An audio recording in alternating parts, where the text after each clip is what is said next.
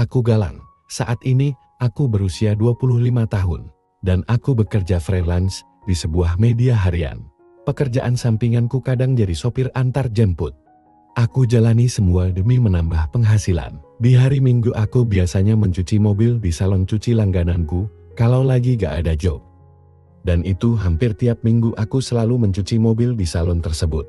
Sehingga ada beberapa langganan tetap yang aku kenal di bengkel itu. Salah satunya adalah seorang wanita parubaya bernama Bu Intan.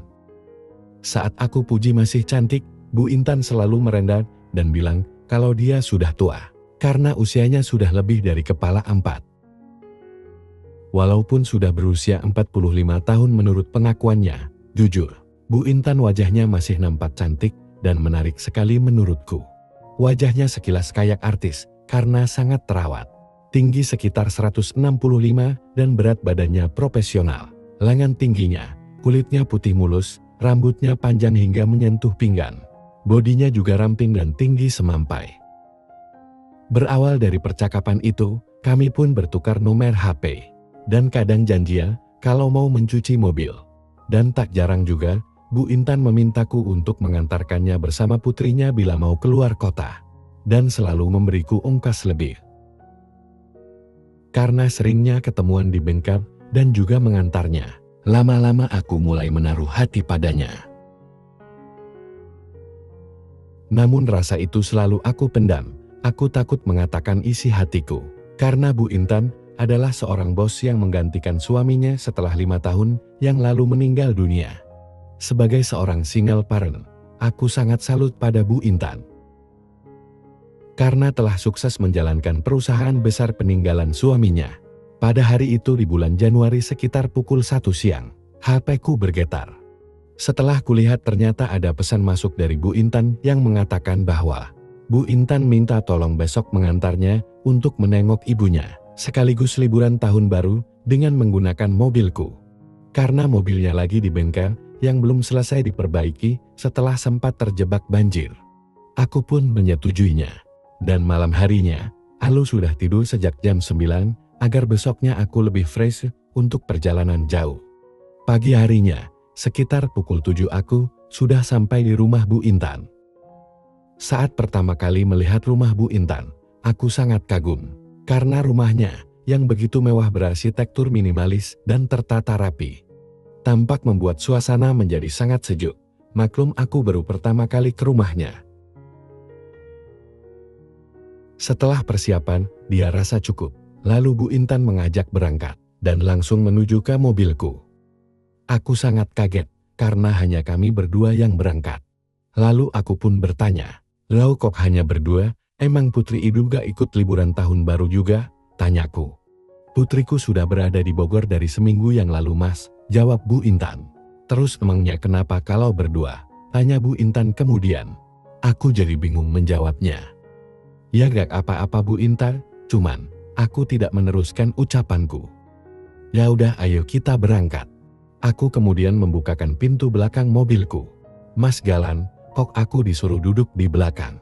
Nanti dikira bos kamu loh," kata Bu Intan membuatku kaget. Pikiranku jadi kemana-mana, karena biasanya menyuruh putrinya yang duduk di depan. Kalau aku mengantarnya keluar kota, tapi kali ini Bu Intan yang duduk di depan. Hari ini Bu Intan mengenakan bawahan panjang semata kaki berwarna hitam, kemeja warna ungu dan rambut panjangnya diikat sederhana, sehingga semakin menawan. Dalam perjalanan aku membayangkan untuk bisa lebih dekat lagi dengan Bu Intan yang cantik itu. Ingin sekali ku ungkapkan perasaanku, tapi aku selalu takut. "Mas Galang apa sudah punya istri?" tanya Bu Intan menyadarkan aku dari lamunanku. "Ah belum Bu Intan, setiap dekat wanita selalu gagal," jawabku sedikit malu. "Kamu itu ganteng loh, masak gak ada wanita yang mau share," ucapnya lagi. "Kalau gak ada yang mau, aku mau kok Mas." Mendengar ucapan itu, aku jadi salah tingkah. "Bu Intan jangan naur ah, masak seorang bos besar kayak ibu mau dengan saya," ucapku dengan keringat dingin yang mulai keluar. Dan dadaku deg-degan tak percaya mendengarnya. "Masak menunggu kumis tebalmu sampai memutih sih Mas." Aku jadi merah muka dibuatnya, tak lama kemudian. Tangan Bu Intan tiba-tiba saja memegang tanganku di saat aku sedang ganti gigi persneling. Seketika aku sangat terkejut. Bos wanita kaya itu begitu halus dan lembut tangannya kurasakan hingga membuat jantungku makin berdebar. Sungguh aku tidak pernah mengira kalau Bu Intan menginginkan itu dariku. Setelah kurang lebih 2 jam perjalanan, Bu Intan mengajakku ke lokasi wisata Simpang 5 Gumul sebelum sampai di rumah ibunya. Ketika turun dari mobil, tiba-tiba saja tangan Bu Intan menggandeng tanganku dengan mesra. Aku hanya bisa diam dan tak bisa menghindarinya. Senang bercampur bahagia yang aku rasakan saat itu. Dadaku rasanya bergemuruh, namun apa yang diinginkan Bu Intan yang aku tidak mengerti. Meskipun sebenarnya aku menaruh hati padanya, aku hanya membalas dengan menggenggam erat tangannya. Sikap manja Bu Intan terus berlanjut saat kami berdua jalan-jalan di area Simpang 5 Gumul. Sesekali dia menyenderkan kepalanya di pundakku saat sedang beristirahat di bawah pohon cemara yang rindang. Setelah sudah cukup lama menikmati panorama Simpang 5 Gumul, lalu kami melanjutkan perjalanan menuju rumah ibunya. Di dalam mobil, sikap manja Bu Intan berlanjut, hingga kadang membuatku tak fokus memegang kemudi. Setibanya di rumah ibunya, Bu Intan disambut dengan ramah, dan sudah dipersiapkan menu spesial pada hari itu. Selesai makan, aku beristirahat di mobilku, sedangkan Bu Intan masih bercengkrama dengan ibunya, dan putri sematawayangnya yang masih duduk di bangku SMA. Terasa baru tidur sebentar, tiba-tiba saja HP-ku berdering menerima pesan WhatsApp dari Bu Intan yang mengajakku untuk kembali pulang. Karena besok masih banyak urusan dengan pekerjaannya. Jam 4 sore, kami balik lagi ke rumah Bu Intan. Dalam perjalanan, kembali Bu Intan menggugah makan seleraku. Aku pun hanya bisa melawan keinginanku yang tak kuasa aku mengatakan itu padanya. Hingga aku berpikir, apakah memang ini yang diinginkan Bu Intan? Tawa dan senyum Bu Intan tampak sumringah. Aku merasa sikap Bu Intan sepertinya aneh seharian ini. Karena keasikan ngobrol dan sesekali bersikap manja sampai Bu Intan tertidur. Sesekali aku meliriknya, sungguh sangat cantik parasnya. Pria mana yang tak ingin bila melihatnya. Kadang sambil nyetir, aku juga curi-curi pegang tangannya waktu dia tertidur. Aku sempat terkejut di saat aku memegang tangannya. Tiba-tiba Bu Intan terbangun. "Maaf Mas Galang, tadi saya ketiduran," ucapnya sambil menatapku. Sepertinya dia tidak mengerti kalau aku tadi sempat memegang tangannya. "Ya gak apa Bu Intan, lagian ini udah nyampe kok," jawabku. "Oh iya Mas Galang, nanti mampir mal ya, kamu temenin saya belanja ya," pinta Bu Intan. "Siap Nyonya cantik," jawabku coba sedikit bercanda. "Ah, Mas Galang bisa aja bercandanya, kok gak dari tadi bilang cantik." Dan tak lama kemudian, kami tiba di mal di kawasan Malang.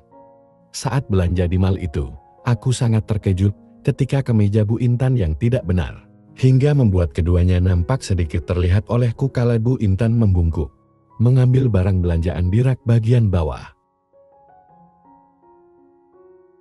Aku hanya bisa menelan ludah saat melihatnya. "Mas Galang, kamu liatin apa sih, sampai bengong seperti itu?" Teguran Bu Intan seketika membuarkan lamunanku. "Enggak kok Bu," jawabku gugup. "Jangan bohong, pasti tadi perhatikan kemeja ibu ya," ucapnya sambil mencubitku. "Iya maaf Bu, habis terlanjur sil, jadi gak sengaja ngeliatnya," jawabku cengekesan. "Nakal kamu ya," balas Bu Intan tersenyum sambil merapatkan kemejanya, tetapi tidak membetulkannya dengan benar. Selesai belanja, kami langsung pulang. Dan setibanya di depan rumah, aku dan Bu Intan menurunkan semua belanjaannya. Bu Intan menyuruhku masuk dulu dan menyuguhkan minuman dingin. Lalu pamit untuk mengganti baju dan membersihkan diri. Tak lama kemudian, Bu Intan keluar dengan mengenakan celana pendek dan kaos nyepas, yang membuat keduanya sedikit menampakkan diri dengan rambutnya yang diikat dengan rapi. "Kok Bu Intan berani di rumah sendiri, memangnya gak takut?" tanyaku. "Kan ada pembantuku Mas, tuh dia lagi persiapkan makan malam buat kita," jelasnya. Lalu Bu Intan mengajakku ke ruang tengah biar bisa mengobrol sambil nonton TV. Maaf Nyonya, makan malam sudah siap, kata sang pembantu. Mas, yuk makan malam dulu. Tadi saya sengaja gak ngajak mampir ke restoran, karena udah aku siapin masakan istimewa buat kamu, ajaknya sambil menggandeng tanganku untuk menuju ke arah meja makan. Usai makan, aku kembali duduk di ruang TV. Kulihat DVD player dan aku mencoba menyalakannya. Sedangkan Bu Intan duduk persis di sebelahku. Wangi parfumnya sungguh begitu segar bagi orang yang mencium keharumannya. Saat aku duduk di pinggir sofa, dengan tiba-tiba Bu Intan menyandarkan kepalanya ke pundakku. Aku pun kaget. "Ah Bu Intan," kataku gugup. Bu Intan hanya tersenyum, lalu menarik tanganku agar mengfeliknya. "Gak apa-apa kan, aku nyender gini aja sekarang?" tanya Bu Intan. Aku pun mengangguk sambil menatapnya, lalu aku dengan berani demikian menciumnya. Begitu terasa nyaman sekali ketika aku bisa mendapatkan itu dari Bu Intan. Sungguh Bu Intan itu cantik dan sangat mempesona. Galan gak bohong, ucapku dengan pelan yang hampir tidak terdengar. Lalu Bu Intan berdiri dan menghadap ke arahku. "Kamu bisa saja, saya kan sudah berumur 45 tahun, masak masih cantik sih," ujarnya. Meskipun Bu Intan sudah 45 tahun, tapi masih cantik dan menarik koker, ucapku. Kemudian Bu Intan mencubitku dengan gemes. Mendapatkan itu, aku pun mendekat dan demikian padanya. Bu Intan diam saja, hingga itu membuatku semakin berani saja. Malahan Bu Intan membalasnya. Aku beranikan diri untuk sambil demikian. Semuanya berjalan begitu saja, seperti air yang mengalir. Akhirnya 20 menit kemudian. "Galan, kamu berani banget sih. Ibu sudah minta ampun masih aja diterusin," ucap Bu Intan dengan manja. Aku hanya menjawab dengan senyuman. Selanjutnya Bu Intan memintaku untuk duduk di sofa. Ternyata Bu Intan belum juga untuk mau mengalah saat acara bersamaku. "Galan, kok kamu malah diam aja sih?" ucapnya sambil terus membuatku melayang gak karuan. Aku pun hanya bisa mengikutinya dengan apa yang terjadi. Selanjutnya, hampir 1 jam lamanya, aku dan Bu Intan berusaha meraih kebutuhan yang sangat menjanjikan itu. Dan akhirnya Bu Intan duduk di sofa dengan mata sayu. Ruangan yang dingin kurasakan menjadi tidak sejuk lagi, karena suasana telah berubah saat itu. Aku sungguh tidak menyangka kalau ia akan semaksimal ini. Aku hanya bisa tersenyum dan memberikan pujian padanya. "Terima kasih Bu atas kadonya, terima kasih juga atas semuanya. Ibu yang terima kasih sayang, sudah lama tidak kayak gini. Sejak suami ibu tidak ada, baru dapatkan dari kamu, sungguh kamu kelewatan Galan." "Kelewatan apa maksud Bu Intan?" tanyaku pura-pura. "Belum pernah selama bersama suamiku, ibu mendapatkan yang seperti barusan bersamamu. Pokoknya begitu deh Galan," ucapnya lagi. "Masak sil," sahutku. "Ibu merasa ini tidak akan terlupakan, itu artinya ibu ingin selalu seperti barusan," jelasnya. "Bersamaku?" tanyaku. Di saat aku dan Bu Intan asik ngobrol, setelah acara selesai, tiba-tiba pembantunya datang. "Maaf Bu, tadi saya mendengar suara keras sampai saya terbangun, ibu gak apa-apa kan?" tanya pembantunya. "Gak apa-apa Bi, kaki saya tadi hanya terkilir," jawab Bu Intan dengan wajah sedikit memerah.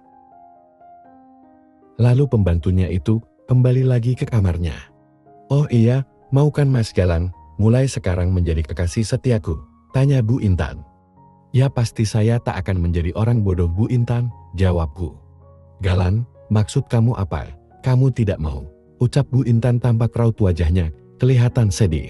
Aku pun segera demikian sambil berkata, "Alangkah bodohnya aku jika harus menolak tawaran seorang wanita cantik dan mempesona seperti ibu," ucapku seraya mencubitnya dengan manja.